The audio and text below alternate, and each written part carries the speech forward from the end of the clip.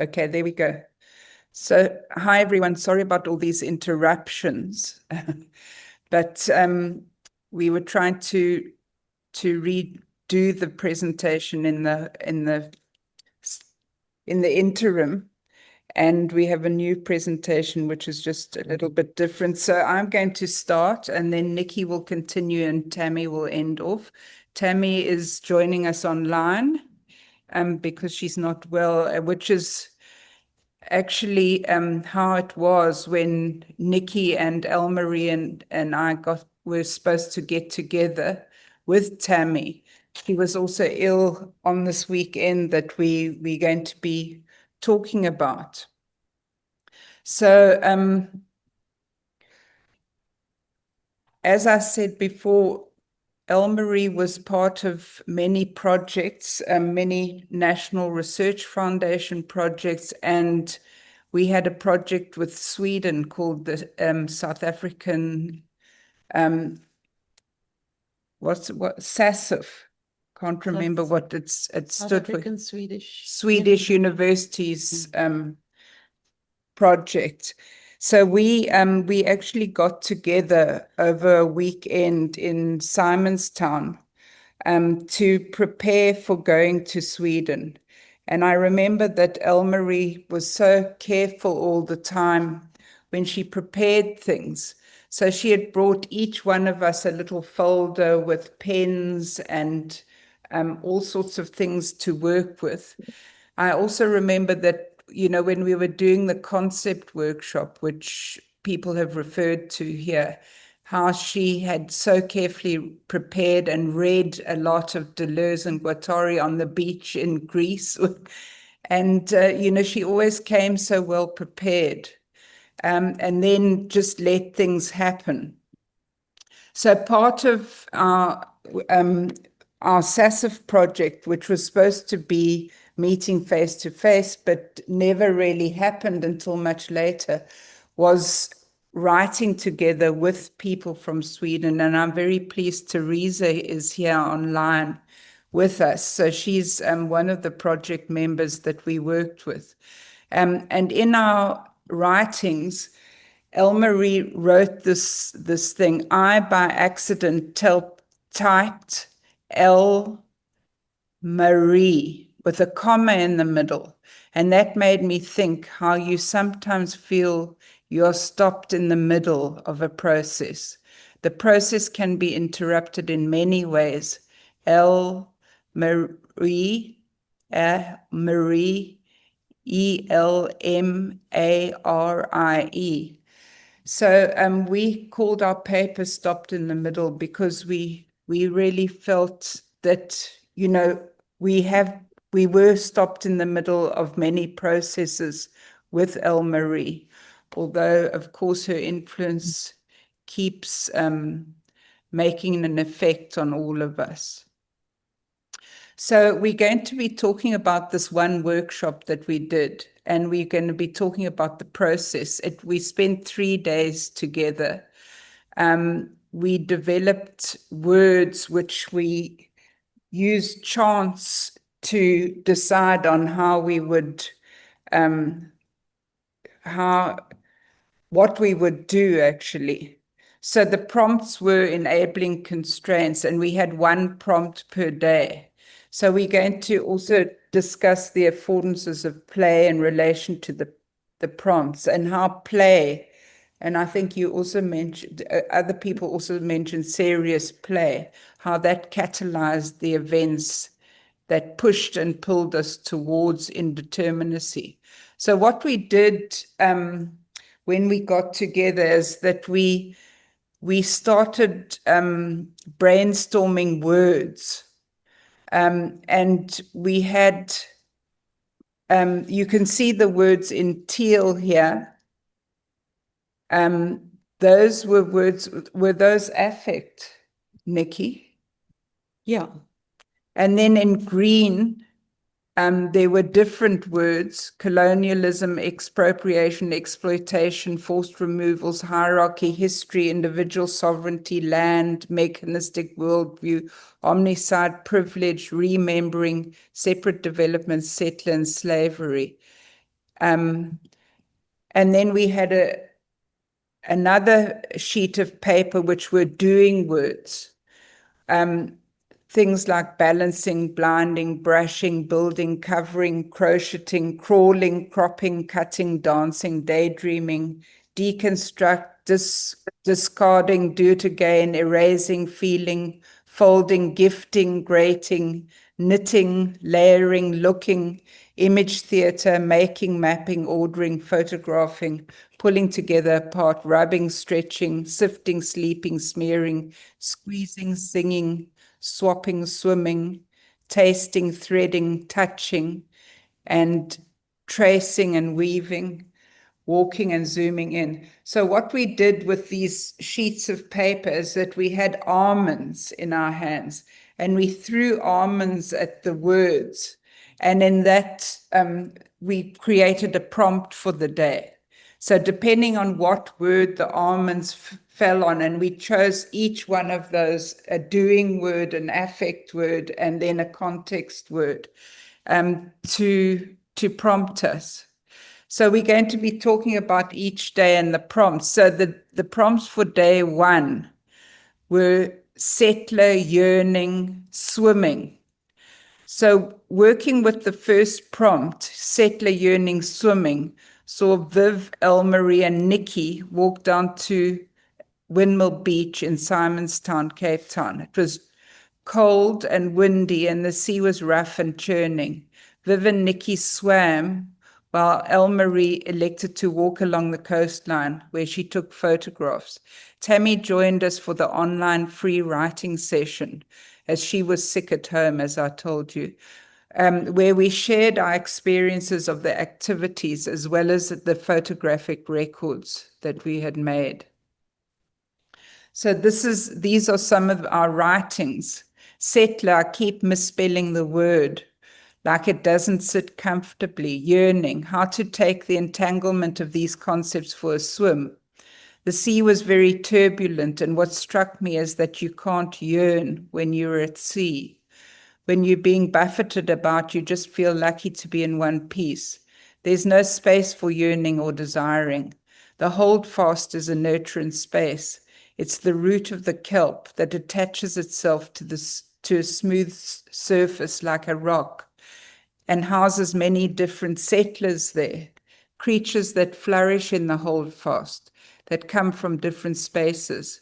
Perhaps some yearning happened between the holdfast and its settlers.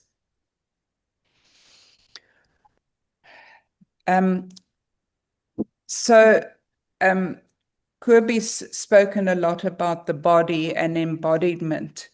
And in doing these activities, it really did challenge notions of individualized subjectivity, and about how we were separate and embodied. But according to Sarah Truman, to be embodied is to emerge in relation with other bodies, objects, social conventions, artworks, and texts that exceed actually an individual's bounded form.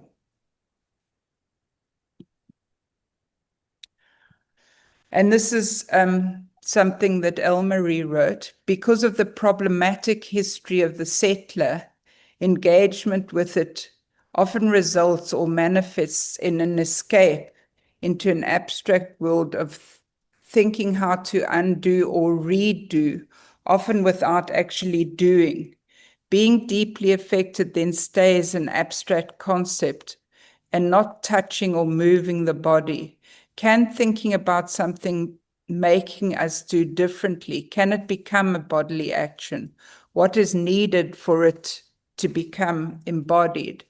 So in the abstract that I've just read, Elmarie found it useful to think with the way that the images she placed onto the shared Google document embodied the spirit of inquiry that seeks to explore otherwise.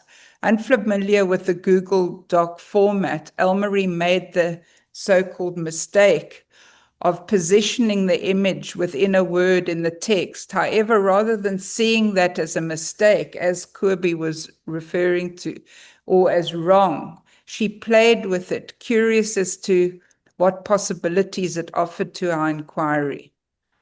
Positioning the image within the text, within a word, enacts a disruption of hierarchical relationships between the image and the text, forcing reconsideration of what a body of text should look like.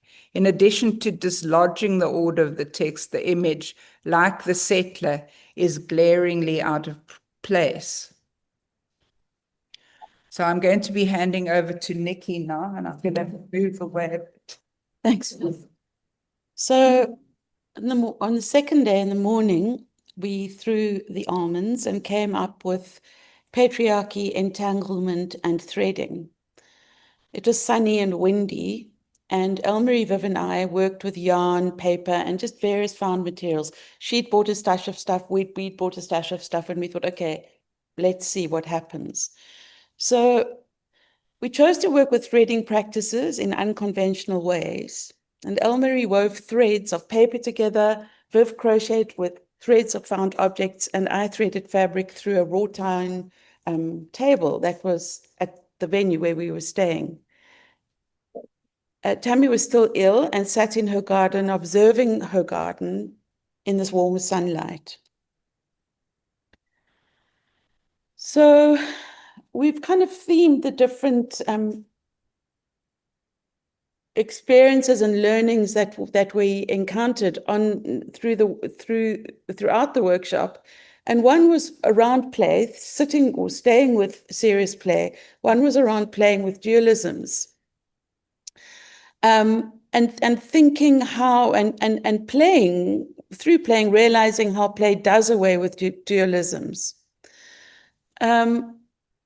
It opens up opportunities to explore more than human relations in an attempt to de-anthropocize research practice and explore the co-creative potential of the environment and the non-humans. So this notion of serious play has resonances with Kunst and Goethe's proposal of inquiry play that disturbs the Western hierarchical dualism between work and play that does position us as productive and play as indulgent, which I think also speaks to what Kobe was talking about earlier. So if we refrain from those tried and tested logics associated with the traditional research methods that produce these kind of predetermined outcomes that re-entrench the status quo, we found that the indeterminacy of play enabled a reconfiguring of scholarly practices differently. Play also creates opportunities to explore more than human relations in an attempt to de-anthropocize research practice and explore the co-creative potential of the environment and non-humans. And this comes from Stone. By way of example, Tammy considers these entanglements between nature, human, non-living beings in the extract that follows.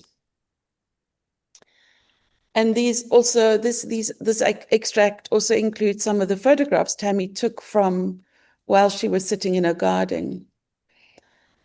Outside, I sit briefly in the sun, hoping for it to dry my sinuses and bring back my energy and joie de vivre. It will, but these things take time. Everywhere I see the entanglements of nature, human, non-living beings. Is that a contradiction? Even those cannot be spoken beyond binaries. We would not have words. Entangled feikie and other pink blossom succulent. No knowing where the one ends, the other begins. There's a bee also somewhere hidden in a flower. Living and dead entanglements. What does becoming compost? What dies becoming compost? Perhaps patriarchy is dead, but still entangled and nurturing something new and different. Soon there'll be no more traces of its violences as it gets mulched into something new and fresh and vital and life-giving.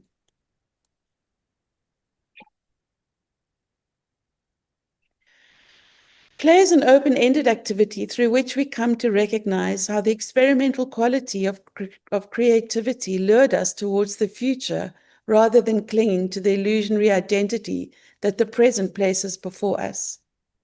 We were interested in whether playful, material, discursive encounters might support a better understanding of the performative agency of matter, and following Manning's proposition, whether play's purpose to create more play, whether it is to create more play, to create more desire for play.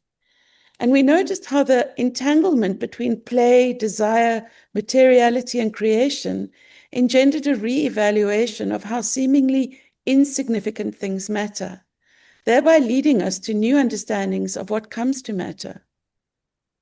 We touched on play's intrinsic value, making it worth pursuing on its own for no other reasons than beyond play, making play the ideal model for a space and method for value creation. We were particularly curious whether collaborative playing with materials could become an iterative sense-making activity that manifests Barad's notion of us as inseparable, hence the double entendre of mattering, as mentioned in Metaphorics by Barad and Gandolfer. In an attempt to circumvent the innate restrictions and predetermined outcomes that tend to smother creative potentialities, we wanted to explore how open-ended play processes could make explicit the vital link between indeterminacy and creativity. Thinking with Barad's questioning of why language and culture are granted their own agency and historicity, while matter is figured as passive and immutable, we set out to allow matter its due, to discover how matter matters and how matter comes to matter. This entailed playfully attuning ourselves to the sedimented and sedimenting historicities of mattering, so as to understand matter's role in materializing new and unexpected modes of expression and sense-making.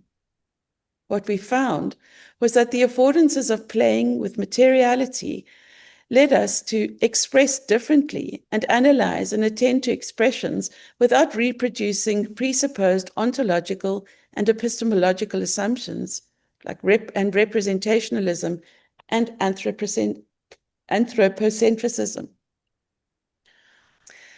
In her exploration of the vitality of matter, Jane Bennett encourages an attentiveness to the fuller range of the non-human powers circulating around and within human bodies.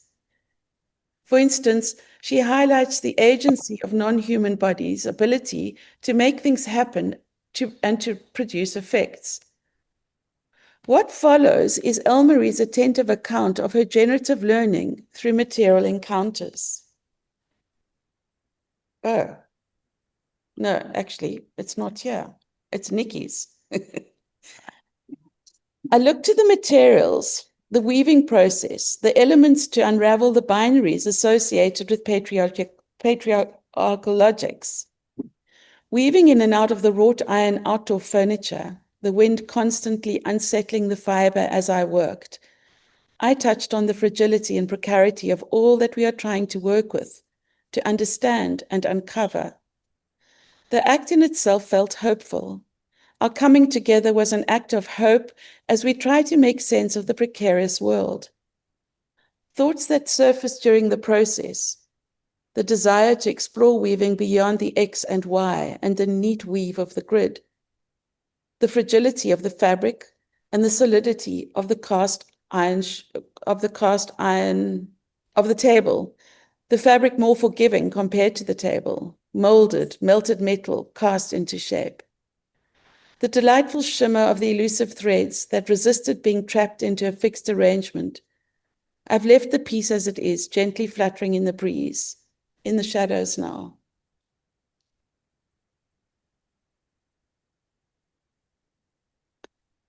Do you want to read about this? Okay, shall I keep going?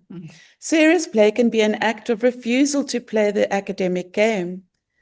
Is exploring concepts also a way of serious playing, in the same way that creative practices work?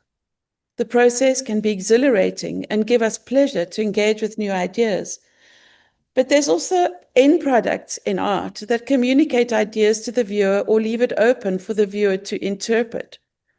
This is Elmarie's voice, by the way. What is our end product of this engagement? Are we trying to find alternative methods to understand on deeper levels? Can the art process also playfully explore ideas and help us to see or think differently? In what way can the art process help us to engage more ethically in the world? Bev writes, I felt a sense of peacefulness while working alongside Nikki and felt like a lizard absorbing the sun. All the while, at the back of my mind, though I was thinking of the unwritten chapters and that this is not work, it's play. I made that comment to Nikki that art is playing, and Elmarie disagreed last night. She said art is really hard work and that we haven't really been working hard at all. Well, whatever we were doing, it was pleasurable, slow, and I didn't want to stop doing it when the time came and we had to.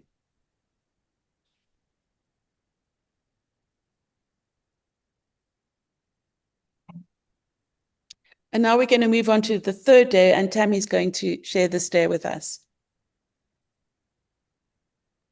Hi, everybody, and so sorry to be ill again. It seems to be a bit of a repetition. I too find it very strange that I couldn't attend the workshop because I wasn't well.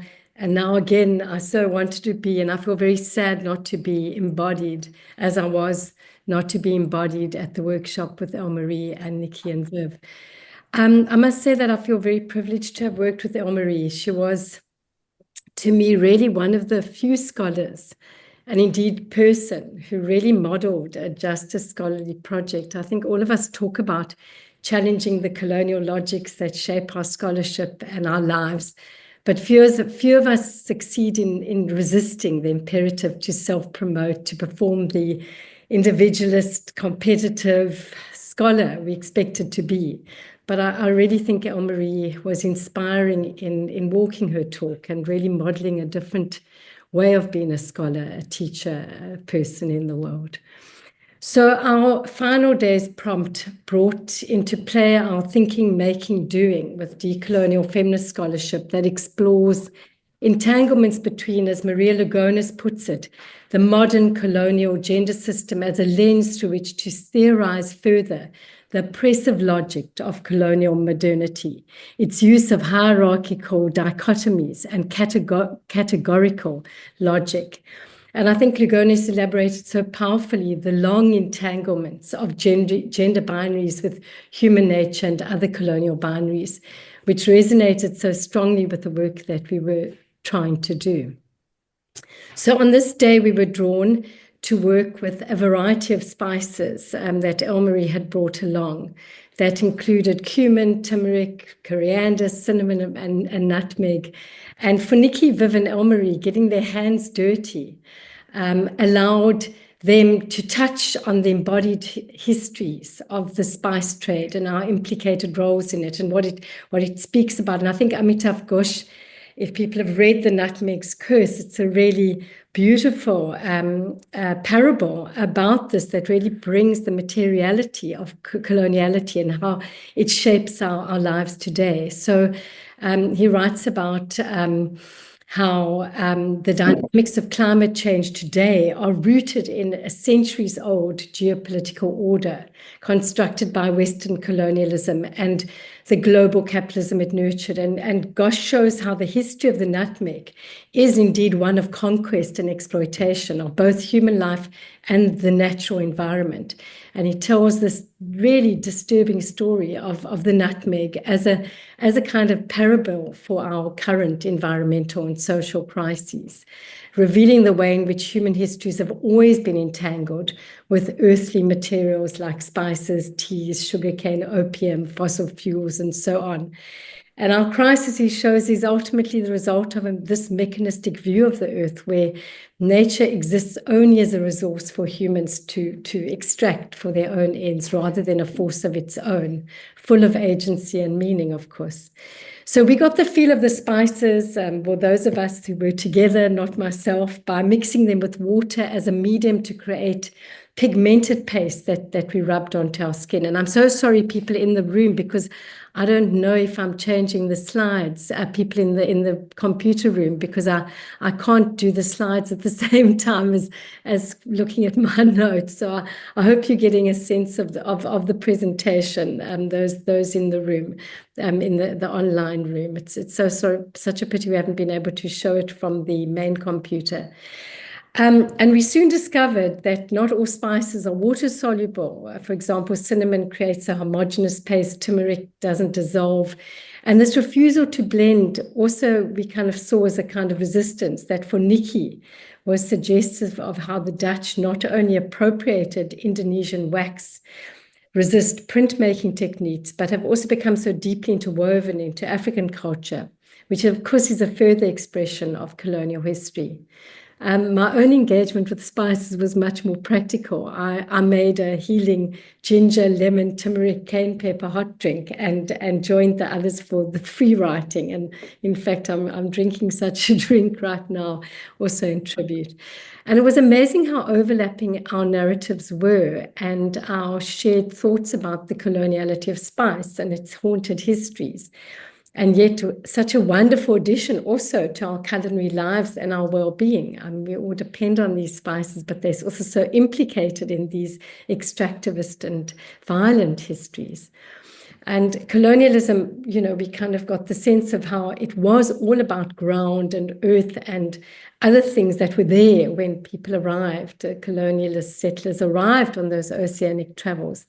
And mostly, of course, about extracting these from these. You get off the boat and there's the land and you take what can be of profit from there.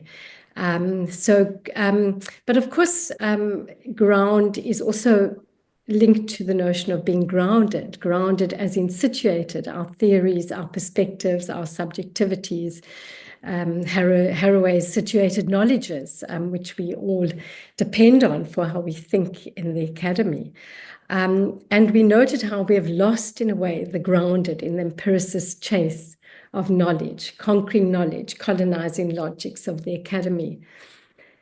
So in this exercise, we also started remembering how colonialism is also about tastes of different cultures and lands transported to those with different taste and culinary possibilities, and perhaps less nuanced, or is that, in a sense, a judgment, thinking of the nutmeg's curse and the planetary damages such a story reveals, as Amitav Ghosh tells.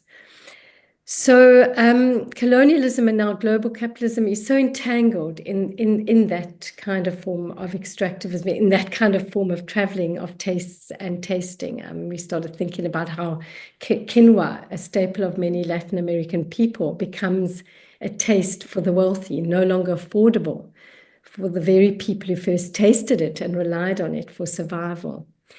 And we were also aware of how play is associated with the child, also representing the adultist colonial imaginary, as in the need of civilizing and developing. So our play served as a refusal, as following Elmarie's emphasis on play, it served as a refusal of this binary, and then as, in a sense, a refusal of universal man, so well theorized by Sylvia Wynter, as key to Western and colonial epistemologies, in which all those not white, Western, middle-class, male, heteronormative human are considered childlike in a state of development, needing to be molded into particular sets of normativities.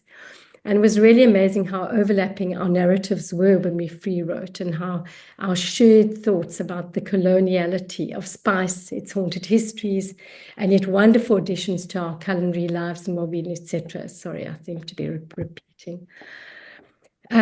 Next slide, Nikki. So I think there was a wonderful sort of play with the spices, which brought up so much and was so effective and embodied and relational. Elmarie then created a map of Africa with the world turned upside down, which was really quite profound. And she plotted a route from Cape Town to Stockholm because, as we said, we were engaged in this collaboration with the Swedes, and also there was quite a few other scholars involved in the project. And the idea was of a collaborative engagement on that journey that speaks to matter. And she edited the map and route by adding a sea route too. For those of us engaging with oceans and beaches, of course, have much interest in the hauntologies of these space-time matrices on the oceans, on the earth, but also in the oceans. And the intention here was to disturb the colonial civilizing gaze of map making by flipping the map. So the south is not below and the north is not on top. And we discussed possibilities of collaborations in Africa and noted that while there are many collaborative relationships across African countries in theory in our universities, we have not developed as strong ties in our work because, of course, the funding is all in the north. And although Elmarie never attended the Swedish meeting with us in August 2022, she participated online. So we've always had this kind of cross and online and material happening in these collaborations. And from this meeting, we had envisaged further projects cognizant of these unequal north-south power relations through a focus on ontological histories and contemporary issues of inequality and environmental damage across Africa. And this project was intended to challenge Eurocentric, contemporary capitalist, anthropocentric, patriarchal, racist, and colonial forms of knowledge. And indeed, we really hoped that we would actually be able to get this project that Elmarie really kind of visualized in this moment on the ground. And it was part of a proposal that we then put in for further SASL funding that unfortunately we never got, but we're still trying and hoping that one day this project will come to bear. And the idea is that there'd be an online virtual space where we would be looking, kind of you could go to different parts on the map and look at the hauntologies of the past and the present and the future, and also resistances and agencies that are artistic and embodied and creative as well. So we've run out of time. I'm so sorry. So to go to the final slide, I think it is, and I'm sorry for those in the room. I don't know what has happened to these slides, but maybe you can see. At the moment, Tammy, just so you know, Yeah. It's our kind of collaborative poem that we made. Yeah. Okay.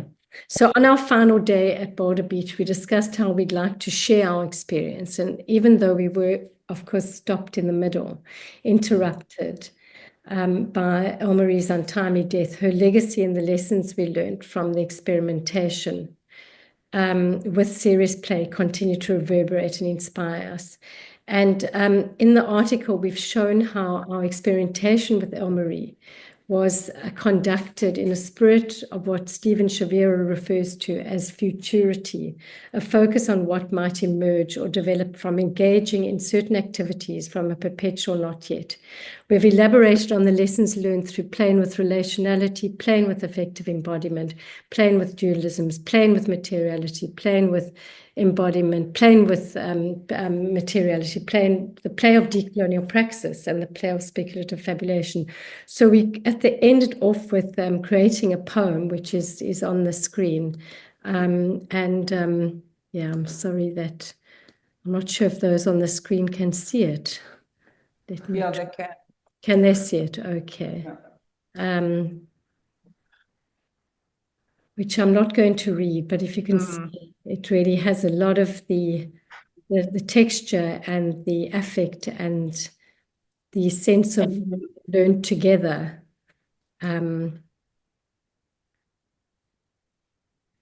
So to conclude, we hope we have done Elmarie justice in this paper and in this presentation. I'm not sure we have. I think it's been a bit fragmented, but maybe that's the nature of dealing with loss and dealing with untimely interruptions. And of course, we continue to keep Elmarie in mind as inspiration and guide in the work that we do in this project and in all our projects of radically rethinking justice scholarship. Thank you. Thanks. Thanks, Tam.